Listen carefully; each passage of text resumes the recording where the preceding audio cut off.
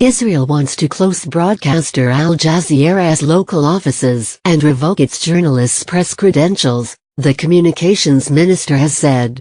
Ayub Kara alleged that the channel supported terrorism, and said both its Arabic and English language channels would be taken off air.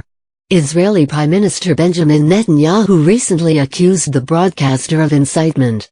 Al Jazeera has fiercely defended its reputation and says it is independent. Mr. Netanyahu accused the Pan-Arab TV channel of fueling a recent crisis around a holy site in Jerusalem known to Muslims as Haram al-Sharif and to Jews as the Temple Mount. New security measures imposed by Israel after 2 policemen were killed nearby sparked protests by Palestinians, and the Israeli government eventually removed the security apparatus, which included metal detectors. The Israeli Prime Minister vowed in late July to expel Al Jazeera for its reporting of the issue, which he said incited violence. Mr. Kara said cable TV providers had agreed to take the network off the air, but that closing its Jerusalem bureau would need further legislation. Al Jazeera says its journalists were barred from the press conference where the announcement was made.